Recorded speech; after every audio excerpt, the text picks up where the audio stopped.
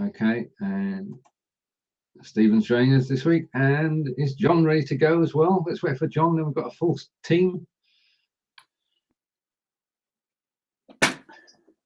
Morning, Stephen. Morning, Jon. Stephen, how are you? I'm fine, thank you. On this sunny day. Bloody gorgeous here. Yeah. I was out on the market this morning. It was quite busy, and it makes a difference when the sun is shining, because for the last couple of weeks it's been pouring down. Yes, quite. The garden's exploding in growth, though, so that's lovely. That's true. Right. No, Jon, if you... Peter. Okay, 2 minutes. Right. Okay. Morning, Ken. Right, we're just getting together, and we're waiting for Jon to.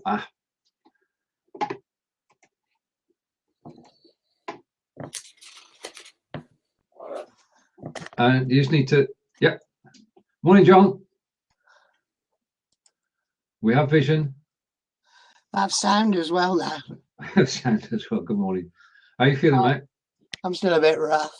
And as usual, somebody comes to the door when it's about to start, don't they? Indeed. Right. Okay. Let's go for it then. Was it twice? You're recording now. Good morning and welcome to Blabbing for Britain. It's Thursday and it's time for a natter about things happening in Britain and around the world, and on Blab and off Blab and everything. Morning, Jon. Good morning. Don't forget to make me a co-host. Right, and let's make Jon a co-host, and okay, co-host if you like. I think it's cool. Yeah. Okay. So we are now insured against anything going wrong.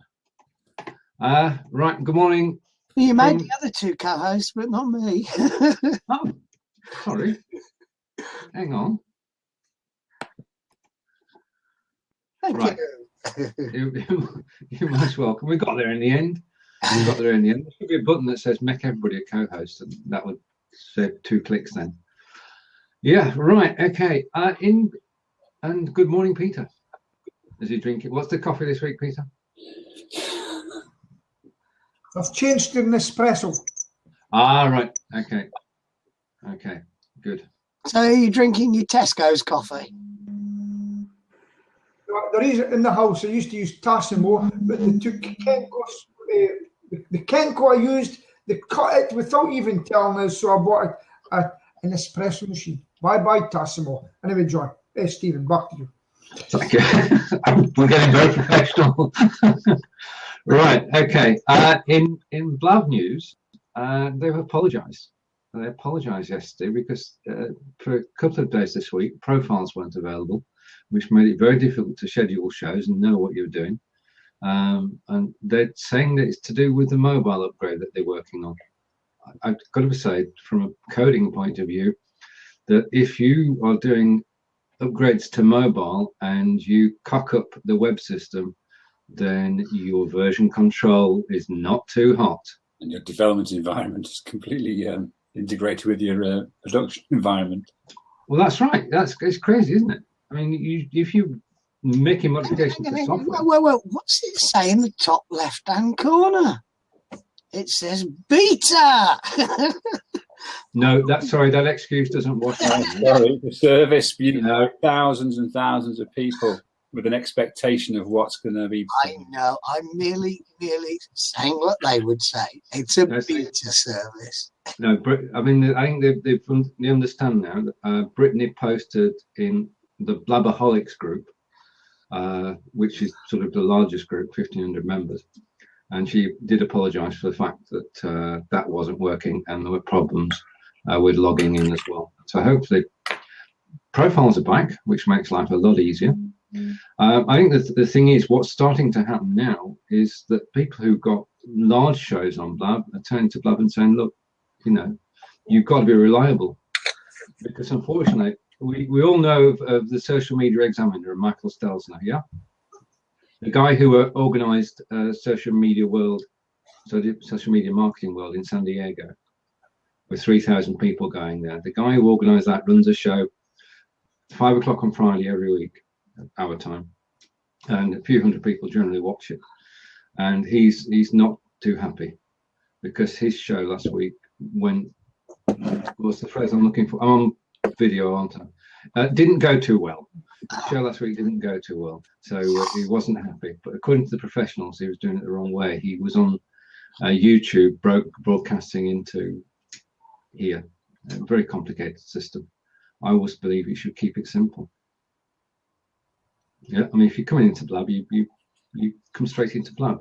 Yeah, I mean, there are people who actually come into here and they're broadcasting on YouTube at the same time and broadcasting on all the CDNs, the content. I've learned something, content distribution networks. So, for our purposes today, Blab is working. But I think the Blab team. What happened to that argument, that online argument with the Blab guy and the Australian bloke? I think his website's still down. I mean, he copied the whole of the code from here and just put it on his own website without a word to Blab. By your leave. Yes, indeed. He just did it. Right. Last week, just changing the subject because we don't want to talk about Blab because that's the medium we're using, not the message.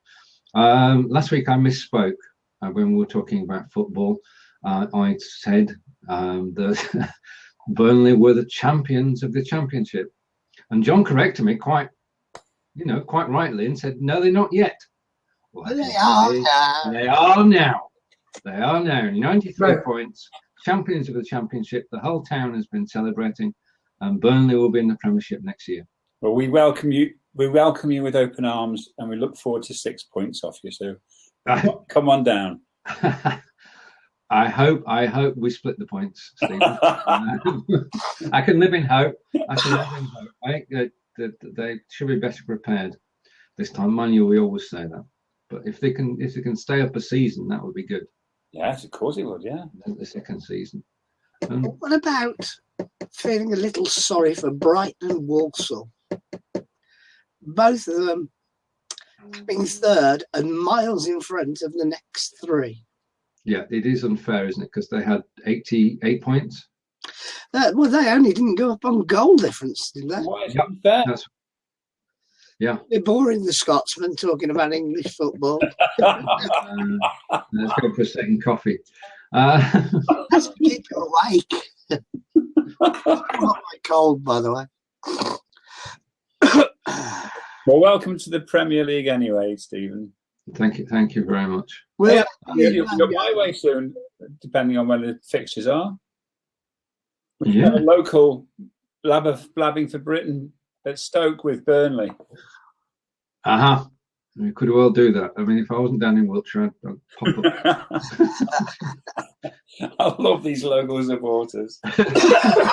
No, born and bred in Burnley, that's my claim. So no problem with that. Right, okay. Now, Mr. Cameron this week called a couple of nations corrupt, didn't he? Very corrupt.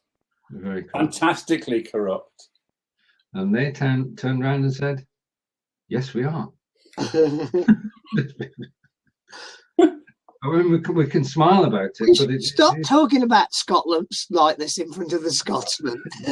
We're gone. As soon as you pointed up, he disappeared. That's no good. I mean, that's my magic finger. Yeah, I mean, I point it sideways. there is obviously in Nigeria. There's always been so, hasn't it? And isn't it £3 billion of foreign aid has gone to the corrupt? Yeah. And you just think, yeah, it just feeds the little Englander thing, doesn't it? Why could we give them all that money? Yeah, true. Helpful. And then the Queen got caught out calling the Chinese flunkies, what was it? Very rude. Indeed. Yes, she did. Yeah. I didn't know she spoke Chinese myself, but no, I think they translated it, John. But nobody in China will find out about it because it's been wiped from the press. Indeed. That's correct. There's nothing like telling the truth, and sometimes people don't like the truth, and that's the problem. Yeah. And when people say their true feelings, people don't like it. And have you ever been, as Nigerians tell you, that you've won a lot of money sometimes? I've had that. No, but I've got some relations apparently out there who've got a lot of money in a few banks that they need to repatriate. All right, okay. It sounds like a good deal. You have to get the money? No. The best one, there's a website, I think it's called the 419 Scam or something. Yeah. I suggest you go in and look and get a laugh from it. Right, so yeah. Speak your mind, and that's one of the problems we've got in this society now, I feel. We're not allowed to speak our minds anymore. Do you agree? To a certain extent, I've got to, John. Self-censorship's certainly much more prevalent now than it used to be. Yeah. Yeah. Indeed, we're stopped from saying. I mean, the one that made the headlines in the last week was the where the police and security services were doing a trial disaster run, where a shopping mall was being attacked, and the phrase that the terrorists shouted out was an Arabic phrase. And they were pulled apart not for trying to protect the whole nation from a shopping mall attack, but because one person said the wrong words. But is it the wrong words? It's about they were practicing, weren't they, for a terrorist attack? And one would imagine that phrase is used whenever these guys do these things. And so, to be realistic and to be authentic, I guess they just used it. But again, the amount of programming they've had on it, it's incredible. True. And they replicated something that actually happened. Okay, yeah.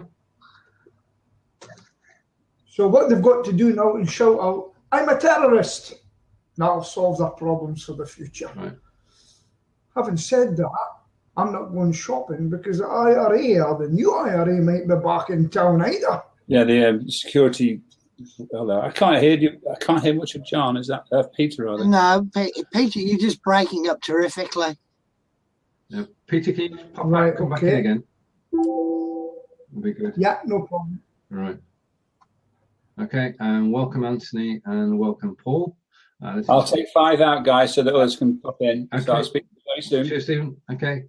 Welcome to Blabbing for Britain, where we talk about anything and everything about Britain and around the world. If you want to pop in and you want to call in, just press the call in button and you can join us on air. If you've taken a look in our room and just disappeared, then okay, not a problem. Right, okay, now you've been live tweeting. You were live tweeting it. Oh yeah, from an exhibition I wasn't at. Oh, how's that work? Being fed stuff by text. All right, okay. So you were physically in your office, Well, and your client's on I'm site. physically sitting here. My client is at an exhibition called Cafe Culture in London. Okay. We had a load of pre-prepared pictures. Yeah. Yeah. And every half hour, I sent out something to try and get people to go to his stand with regard to a particular product type. Okay. Yeah. And in between that, he sent me pictures of the stand, and I looked at the hashtag feed and pinched bits and pieces from the hashtag feed, like pictures of wonderful ice cream, pictures of chocolate, and all sorts of things, and then did those as in between. As filler, yeah. As filler in between the half hour regularly. And they weren't half hour exactly. I would make so that they looked a bit more natural. So sometimes they were on the hour, sometimes it was 2 minutes past, sometimes it was 10 minutes past, just to make it look a little bit more natural. And he feels that it got at least 8 people onto his stand. Now, bear in mind, this is a big exhibition at Olympia, and he is a tiny little fish on one of these 3x3 meter stands in the corner. He was pretty pleased with it. We actually did it, FoodX at the NEC last month.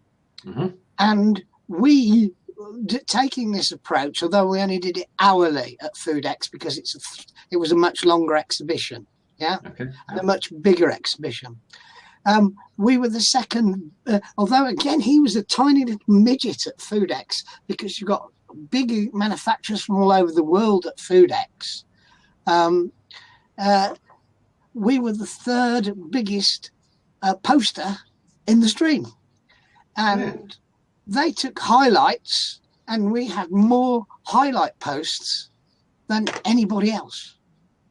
And as a result of doing it, he had 5 offers from industry magazines, web, well-known, because these days people publish on the web and they do a magazine, had 5 offers last month to have features in those magazines. So we're just trying to do something different. He's done no social media before, and I've been doing social media for 3 months, centered around sending out a monthly newsletter. Although this time we sent out a newsletter the day before the calf culture, targeted at people who are in the cafe and coffee market. So, and he sent me a text on the first morning. And I'll read it to you. I will read it to you if I can find it, he says. Oh, yeah. Hi, John. Now getting busy. 3 people have come on. This is 25 minutes after it's open. 3 people come on the stand in response to your email. 2 potential customers and press. Brilliant. Cheers, Anthony.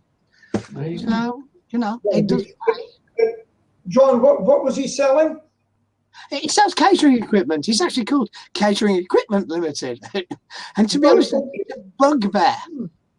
You'd think the fact that he's got the name Catering Equipment Limited would be wonderful, but you can't register it because it's entirely common words. If it was Fred's Catering Equipment Limited, he could register the name. But you can't register the name, and stop other people using it because they're just descriptive words for his industry. Right, okay. That's quite interesting. So you were, what were you doing? Tweeting people to go there? But just tweeting generally to say, find us on stand A15, see this type of equipment like, top quality hand washes, which is a really big thing in the catering market at the moment. Top quality hand washes. The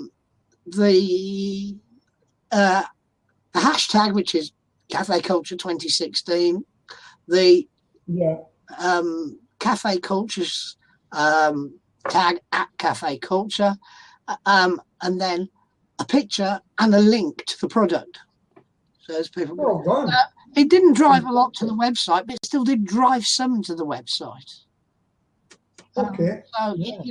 It's been doing that. But the newsletter's been driving people to the website. None of this was ever set out. The original idea was we would just grow his visibility, but it has been growing his sales as well because people have been going to the website and buying things. So, That's good. No. That's good. So, okay.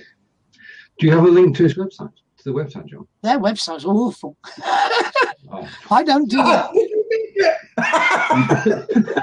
Their website is clickonstore.net.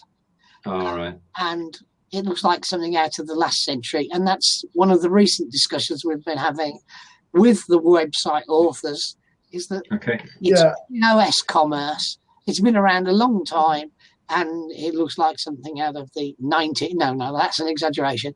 Have a look for yourselves and make your own judgment. But to me, it's a lot of work. What I was going to say, is that a nationwide website for them? It sells all over the UK. It has huge stocks in the Midlands and sells all over the UK. Right, okay, that's quite interesting. Because well, I know a guy in the same industry, but he deals up here, you know. It's quite interesting. Well, Anthony imports stainless steel items from Italy and is the UK distributor of Italy's biggest sink manufacturer. So he's got some quite nice looking sinks and stuff. And he supplies them to other catering equipment suppliers throughout the UK. Supplies direct to the NHS and some of the big known names in the buildings and things like that. I don't know if it's me, but you're actually sounding a bit jerky, or is it me? I think it's probably you, because your voice appears 5 seconds after you finish speaking. It's very to sync this morning, Peter. Yeah, I'm going to ask my provider. Okay, thank you, Michelle. Good morning, Michelle. It's good to see you with us this morning. Peter's gone. Hi, Mickey G. Are you all right? Yeah. If anybody wants to hop into their seat, then by all means do so. You're more than welcome to join us and just have a natter and try out Blab for yourself. And that's the whole reason we got this together, isn't it, John? Yes, yeah, it was just to be a friendly environment for people to come in, have a natter, have a chat about anything. Indeed. We've covered a couple of topics this morning. Can I introduce a new one? Certainly. MH370, the jet-downed missing jetliner. All right, okay. Yep. It actually published pictures overnight of the debris that was found in Mauritius and on the coast of Africa. Oh. And interestingly, it includes a Rolls-Royce badge off the side of the engine. Ah. Oh. Unfortunately, it's damaged, and it would appear that it doesn't have the code on that allows them to know which engine that badge belongs to. But it's quite interesting. So if you get a chance to have a look on the BBC website, it's linked from the front page.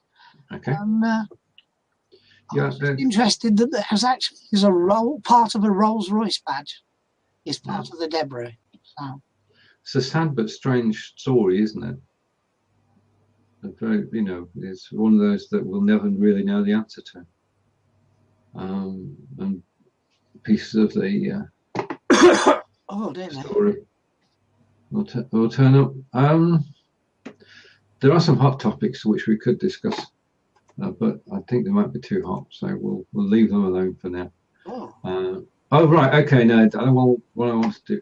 Right, okay. The elections were last Thursday. Whilst we were talking, people were going out and voting, and the sort of one that made the headlines was the London mayoral election. You had elections in Scotland as well, Peter? Yeah, with 2 elections, regional election and local election. Yeah. And the Conservatives made a comeback. Conservatives came a comeback. They're now the leaders of the opposition in Scotland. Labour got an absolute drubbing. There's a lot of votes up here. There's been, I'm going to say political voting, but there's been certain type of voting. Labour's finished at the moment, as far as I'm concerned, with the working class people and things like that. But so the Tories made a good job of becoming second, and SNP went out there and done everything they could to roll the party. One of the sad things of the election is, we voted no to leave the United Kingdom. Mm-hmm. But the debate still goes on every time they speak about it. There's going to be there'll be a mandate for another election. No. And as a woman comes down to my pub and she sings a country and western song, and I'm going to tell you what it is. I'll sing a bit of it. It's got, "What part of no don't you understand?" and every time there's something always brought up. It's been done. It's been dusted. Let's get our country back together again. Mm-hmm. End of. Yep. Yes, yeah. I think we all feel the same way across the whole of the UK. That question was answered and needn't be asked for a while. because people voted. Simple as that. And they're not going. It's not one of those where, you know, you take a poll every 5 years or vote every 5 years. No. In the UK, in England, with the London mayor was elected, and straight away, well, first of all, what do we think of the campaign that was run by Mr. Goldsmith, his opponent? Are we going to mention it, or is it too? It's gone, hasn't it? Okay, right. Okay, the connection then between the new London mayor, Mr. Khan, and Mr. Trump. Mr. Trump said that he wouldn't allow any Muslims into the country if he became president, and then as soon as Sadiq Khan was elected, he said he'd make one exception, and that would be to let the London mayor into the USA. Yes. Okay. Well, it's obviously not controversial or interesting, so let's move on to something else. Yeah. Mr. Maven has put an interesting comment on the sidebar.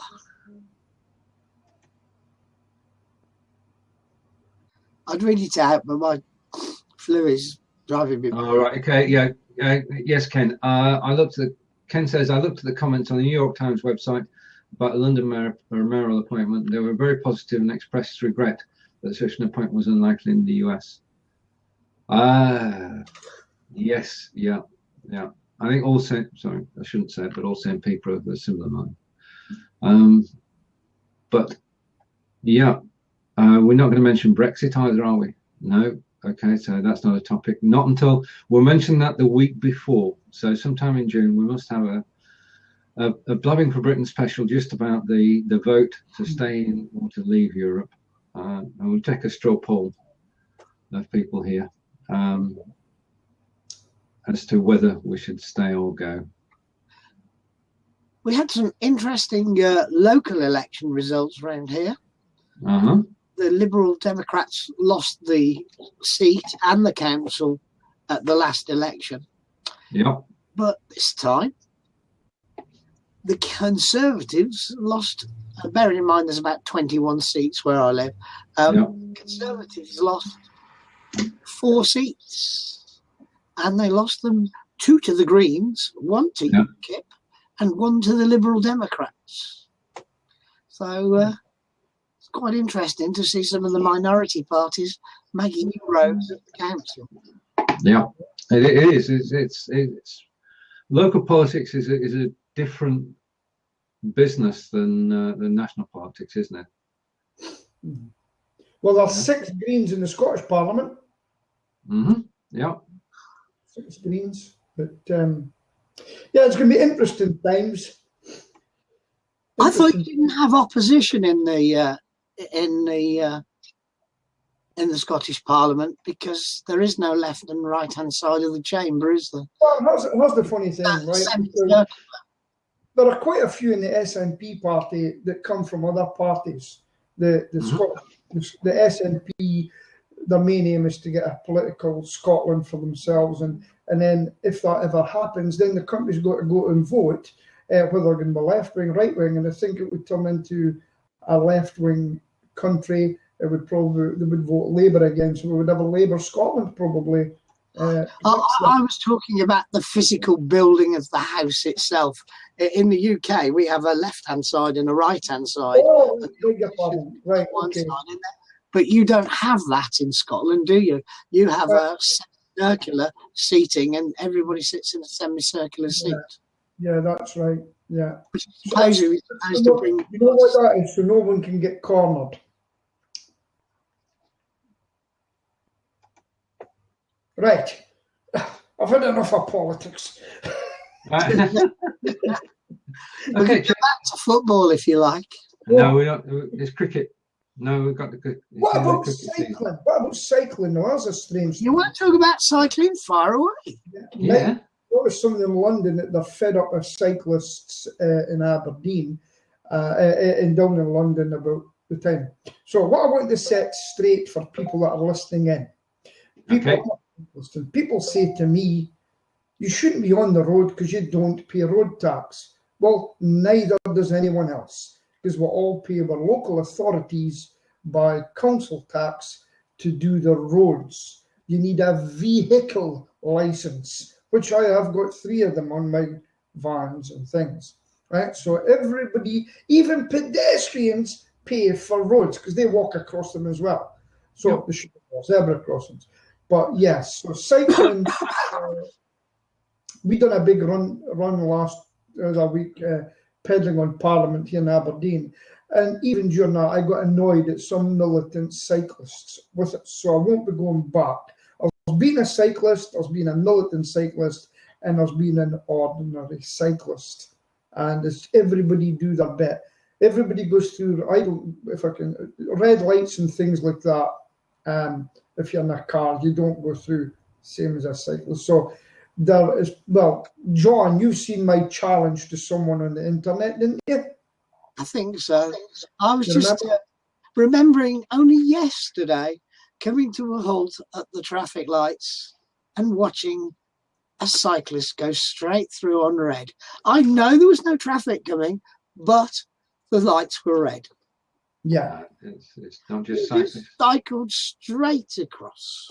Yeah, and they should actually get prosecuted for that, and they can be prosecuted for that. So you get people, everybody's in a rush, but I could take you out with people. I'm starting to film our group, and we will wait at lights, and we'll wait for the lights to go across before we cross, you know. So I try to do my bit. I'm not saying I don't make mistakes, but because everybody does. But it's not just cyclists. I mean, we've had 2 incidents in Devizes recently. One outside the police headquarters, the Wiltshire Police headquarters, where there is a crossing, a Pelican crossing, and somebody pressed the button.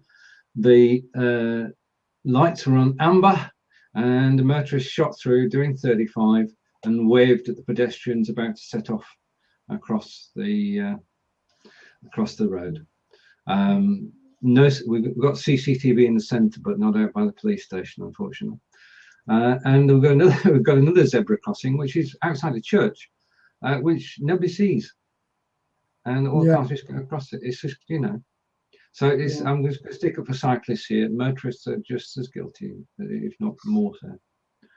Every society that breaks the law, whether the driver or the cyclist or the motorcyclist. So yeah. So what I'm going to wait to doing, I'm looking for a new electric bike actually. And all right. And what I've got 2. I've given one away. I've got another one that the battery management went down because I used it so much. But the third one I'm looking for is like a high bike, and it can do, some of them can do up to 100 miles. And I really want to go about the city, a hilly city, going around as a pest control business as well, doing my bit for the environment by using my bicycle. And it's fantastic going up hills and that, but it's the ease of parking. And you can actually, with these bicycles, you can actually go in your suit. You can go in a suit and pedal these things, turn up at an appointment, you don't even sweat. You know, fantastic. And if anyone tells me I'm cheating, they get my half-hour lecture, because it's done wonders for me. Talking of electric bikes, there's a little incident that made the local newspaper and also the local Facebook group that tells you what goes on and events in Solihull. A young man was riding his electric bike down the bypass in Solihull, which just basically goes round the shops, and he was stopped by the police, and they asked him where his number plates were. But in fact, he wasn't riding a moped like they thought. He was actually riding an electric bike. But it looked so, there's a photograph along with the article. It looks so much like a bike, a modern bike, you know, moped type bike, that there's no way you could tell the difference if it was moving, you know? Yeah. Well, the law in it, that's some number plates made that says, I don't need a number plate put on them. Well, this is how cops are ignorant. I've had people stop me when I was in mine and say, and the maximum you can do is 15.5 miles per hour with the button that can take you move it without cycling. But the pedal assist, and you can only do 250 watts. That's the maximum legal limit in the UK. If you go over that, it's then a moped. And I'll tell you, I got a magazine and a leaflet. They are everywhere now. People used to laugh at them, but since the downtown and the cities, people are using them coming off their phones and then cycling into their work, and it's saving them a lot of money. It's absolutely fantastic. I got my bike out the other day. I've pumped the tyres up and I've put it back in the shed. I didn't go on it this weekend. Well, no, I mean, I just didn't feel up to it with the fluey bug. But I did pump the tyres up. No, absolutely best thing I've ever done. Ever done. Got my sugar level down from 11 to 5. If I go out and it's 11, down to 5, and I thoroughly enjoy it. And I'm fitter. I'm down to 11 stone 10. I couldn't believe it. I used to be 15.5, but that was a few years back. So I've only got one picture of that. I'll have to get it. But no, that I went into a new bicycle shop here, and I mentioned it to the guy, and he said to me, "Oh, that's cheating." I says, "Son, don't ever say that again to anybody that comes in and says an electrical bike, because once they're fit, they'll be back to buy an ordinary bike from you, and clothing, and helmets, and the rest. So please, never, ever knock an electrical bicycle, especially with a car."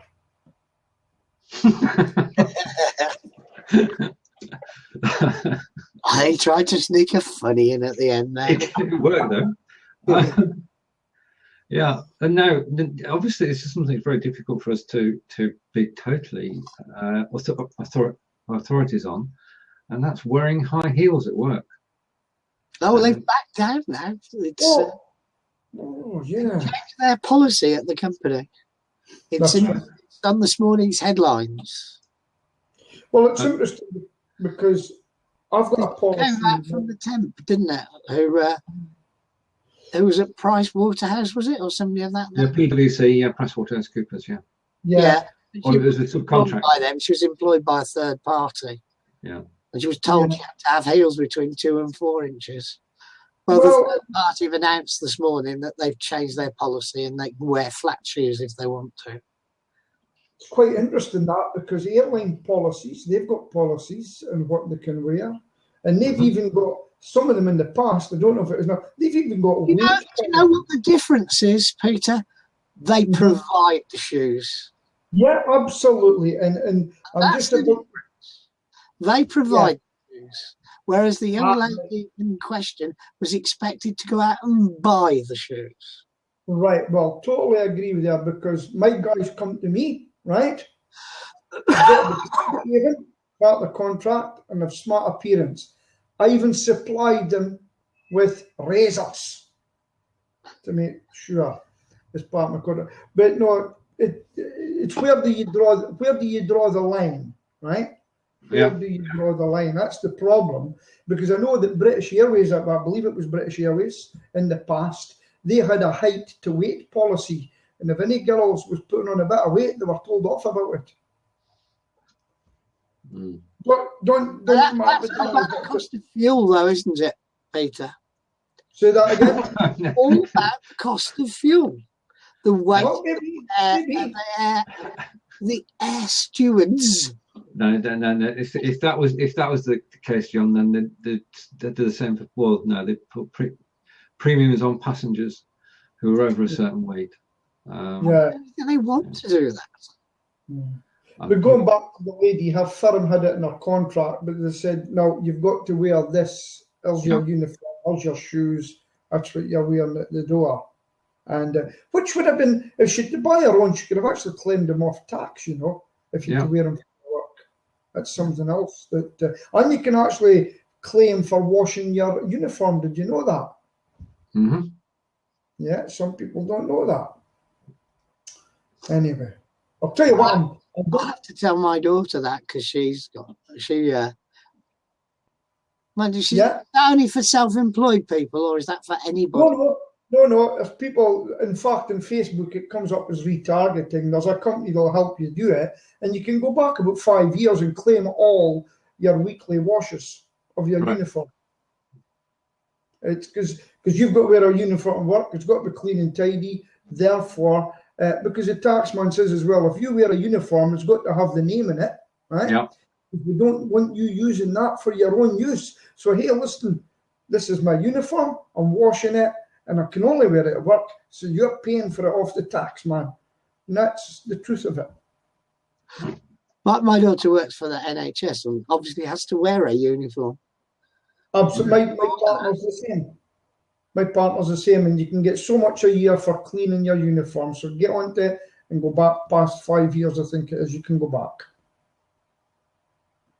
Beach tip for today. Tell you what I am liking today. I hear my phone going off very often. We're sitting here. It's brilliant. It means there's work coming in. Lovely jubbly. And you've got someone else answering the calls now. Well, I've got a call centre takes all the calls. Then they divert it to another guy. He deals with anything they can't deal with. They pass it. Lovely jubbly. Right. Who else have we got in the room? It's not speaking. Somebody went up. Well, if anybody wants to join on camera, then you're more welcome to do so. Welcome back, Stephen Silk here.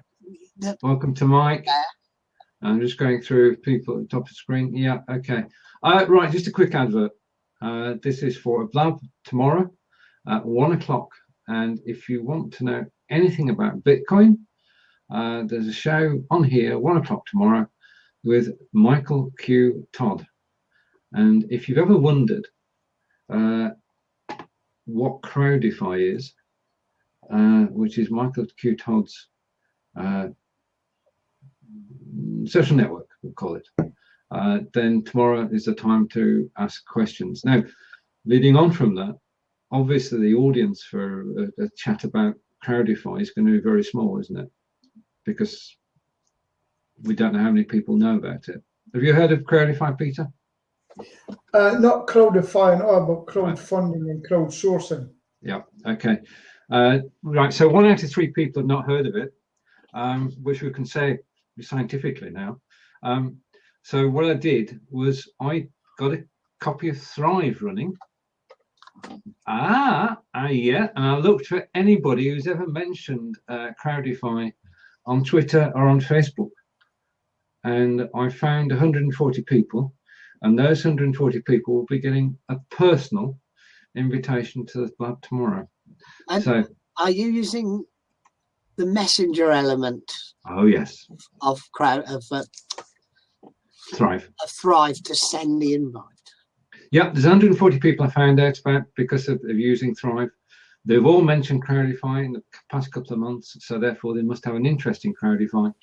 So I'm going to send out a personal tweet to every one of them between now and 1 o'clock tomorrow. So I'm going to send out 10 tweets an hour.